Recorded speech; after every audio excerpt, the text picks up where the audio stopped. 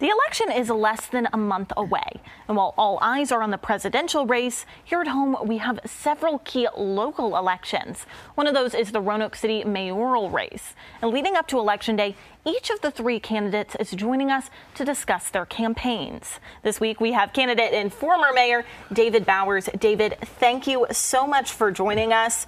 Now, since 1992, you have spent a total of 16 years as mayor. What were some of those key takeaways you took away from your time as mayor that you're bringing into this election? Well, you know, I was a city councilman before, and I served under the famous and very historic Mayor Noel Taylor. So he was my mentor and taught me a lot. I hope I was a good student over those years.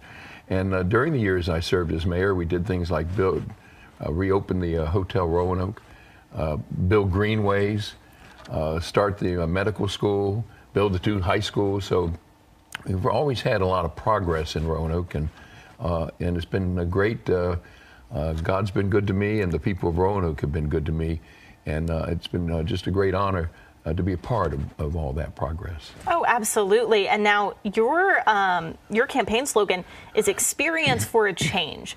First of all, talk to me a little bit about how you landed on that slogan and what that experience brings to the table. Well, I've been mayor for 16 years, so I was in for 8, out for 8, in for 8, and now I've been out for 8.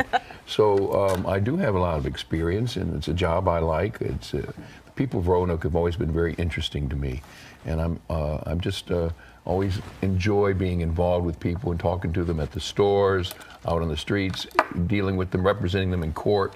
So I do have a lot of experience, but I've come back at this race this year with a lot of energy, a lot of enthusiasm, and I still have a lot of new ideas and things that I want to get done for Roanoke. Gotcha. And now you have a very interesting political history.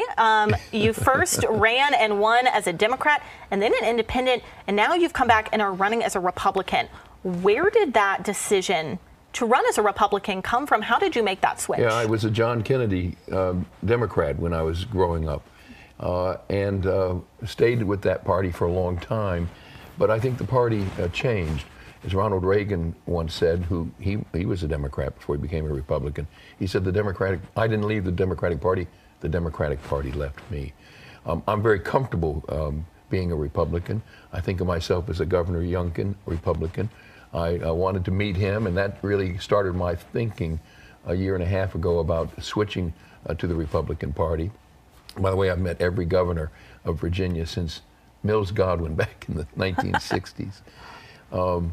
And so I'm very comfortable. I think the Republican Party, particularly here in the city, is a party that does represent the constituency that I've always represented, and that is the working class folks, the middle class folks, black and white, the homeowners, the home renters, people who get up in the morning, get their kids off to school, and then go to work and come home tired, and yet still have time or find time to take the kids out to soccer games or out to get some ice cream at Blue Cow or something like that.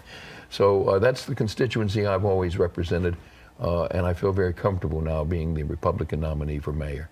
And now we don't have a ton of time left, but I do want to ask you, there are a lot of issues our viewers and voters are concerned about. What would you tackle first if you were elected? On day one, when I become mayor, on day one in January 2025, I'll vote to repeal this crazy rezoning scheme, which, in my opinion, the council just passed it, is the worst decision that Roanoke City Council has made in 50 years.